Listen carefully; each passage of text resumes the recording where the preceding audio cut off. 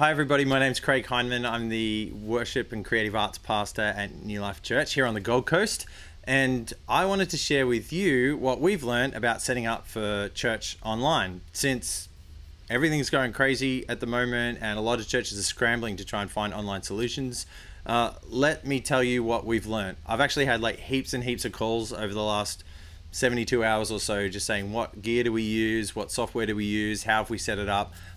Maybe actually thought it would be helpful to record this video and forward it on to whoever it is that is going to benefit, maybe from at least finding out where to start. So what are the things we're going to address? What are the best places? What are the best places to start looking? We'll talk about the software that we need, possibly the hardware that we might need. What licenses do we need, which is a really important one. How long is it going to take me to set up? Will I be ready for this weekend? These types of things. As I record it, it's Wednesday. Like we actually obviously found out, probably like most churches, Friday afternoon that we were going to have to deliver our services completely online this weekend, just this last weekend gone. And we've got a great team, but the technology was pretty easy to set up to enable us to do it really effectively. So what exactly do local churches need to deliver church online this weekend? All right, let's get stuck into it. If you're like us, you've probably been Googling a lot and maybe been a bit overwhelmed by the bombardment of all different options. Let me encourage you, it's actually not as hard as you think. It's actually quite easy. It's actually not very expensive at all. In fact, the best options for most churches, it won't cost you anything at all, except a little bit of time. So if you don't know anything about tech, but you need to provide this solution for your church, then just forward this video to your tech team or send it to a 15-year-old grandson who, if they stay up all night gaming, you might just have to pay them in Red Bull. That'd be fine. So I'll start by telling you the best, the cheapest, and I think the easiest way for most churches to get going this weekend. And here's option one. Pre-record your service and simulate your live stream. So what do I mean by this? This basically means that on Wednesday, Thursday, Friday, you record all your content, whether that be live worship, whether that be your sermon, any liturgies that you want to record, call to worship, all the elements of a service that you want to deliver online. So pre-record that content, upload it to YouTube, Vimeo, some other video service provider, and then use an online platform to deliver those videos at scheduled times that your church community can engage in. Okay, so this is basically what I'm going to step you through now. So the first thing that you need to do is you need to sign up for a free account at churchplatformonline.com. churchplatformonline.com.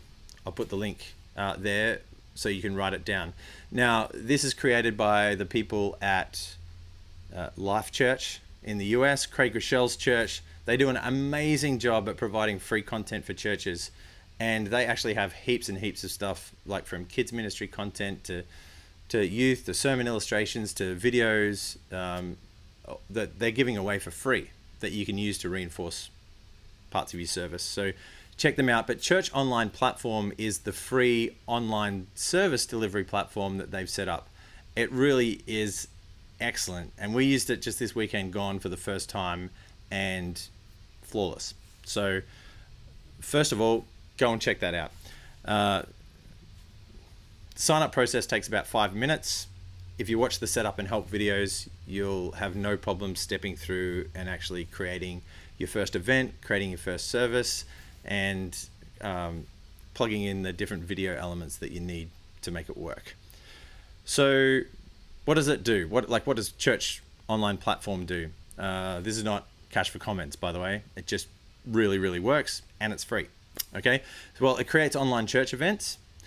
It allows you to have live pastoral interaction throughout the services. It allows you to plug in a live video stream. So if you are set up for live video streaming, you can embed the code that will enable you to take your live feed from, say, Boxcast or some other live streaming service provider.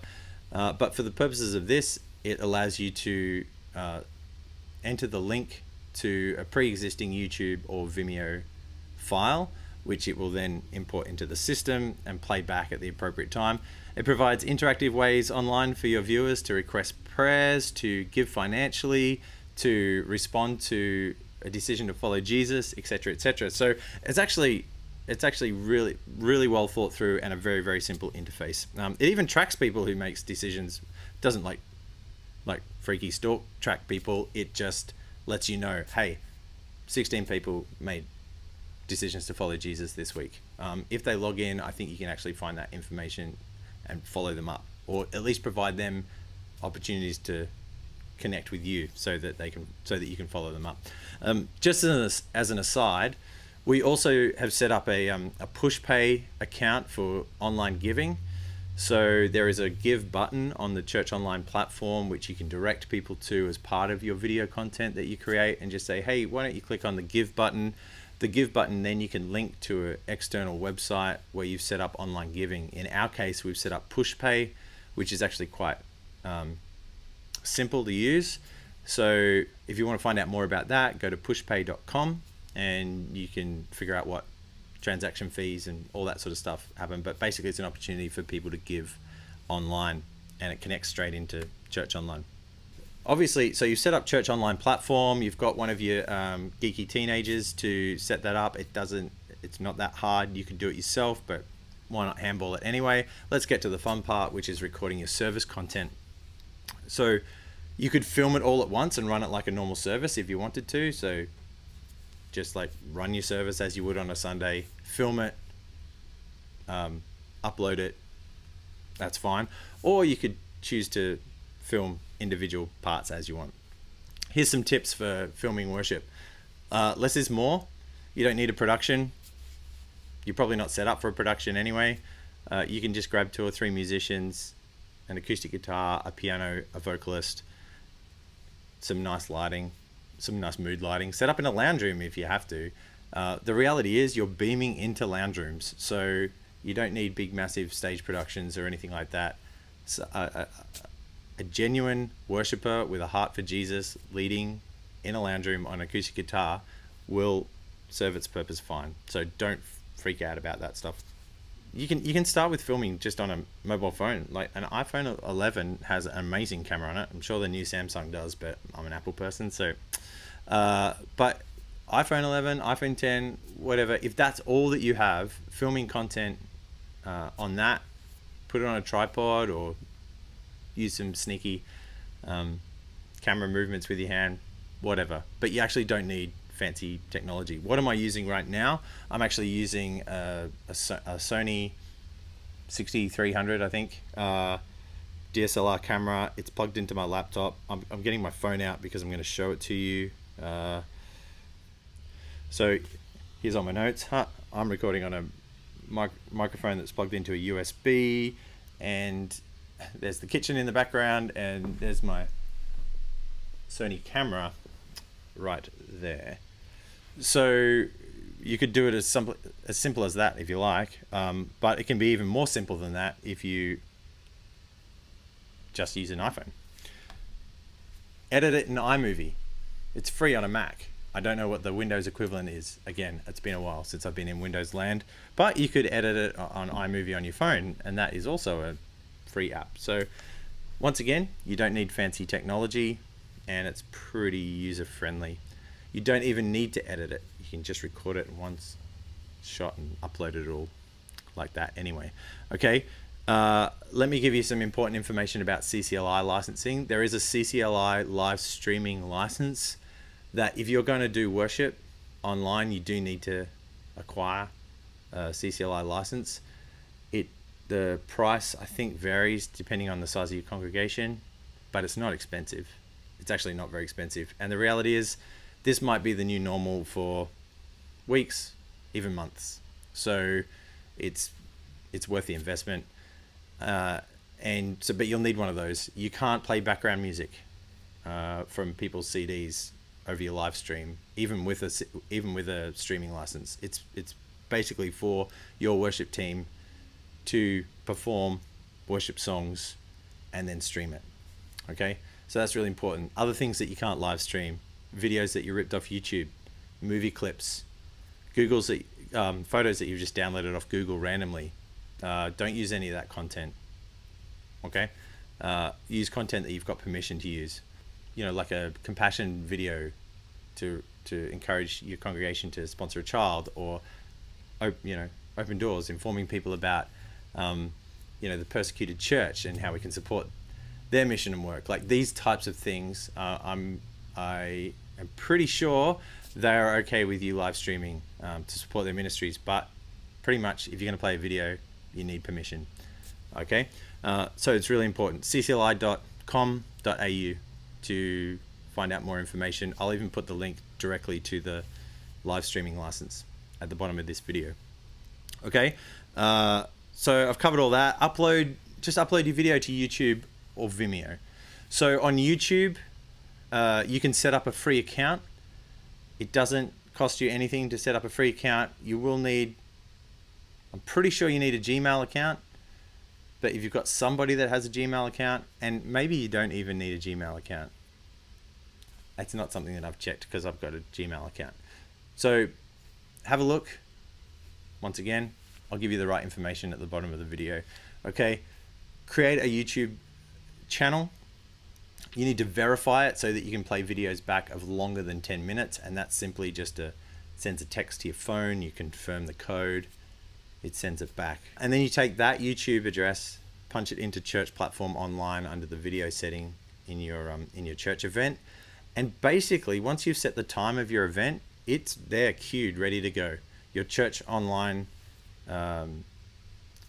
platform service will queue the video from YouTube at the appropriate time. There's a live chat. Guests can engage with the content.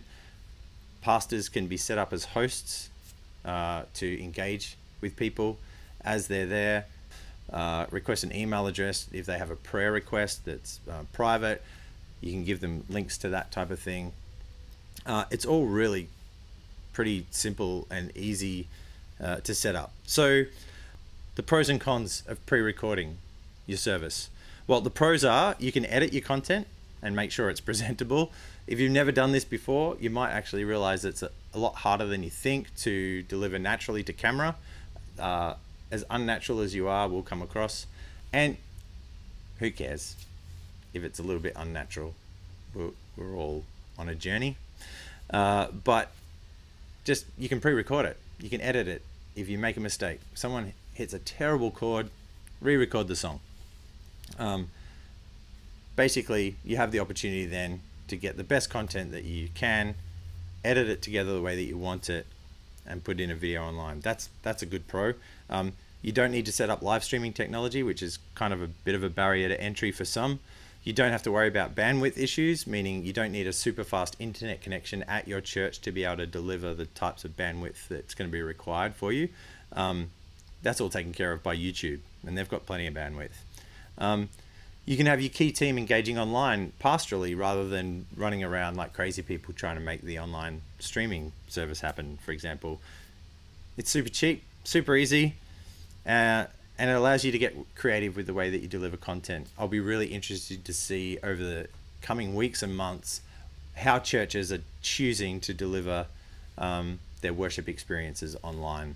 I think it's actually going to be a really rich time for the church globally. So that's my first suggestion.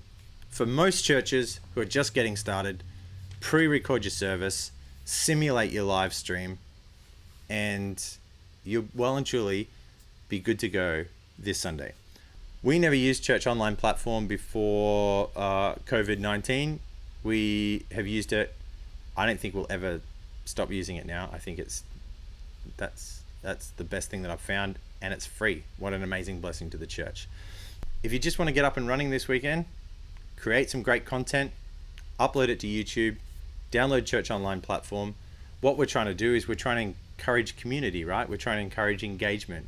What people are going to struggle with over the next coming weeks and months is going to be isolation, and using a platform like Church Online platform will actually give you the opportunity to engage with your people and for you to have a shared communal experience, even if you can't be in the same room together. And it doesn't matter whether or not you've got a church of 30, 300, 3,000. This is actually technology that's accessible to everybody.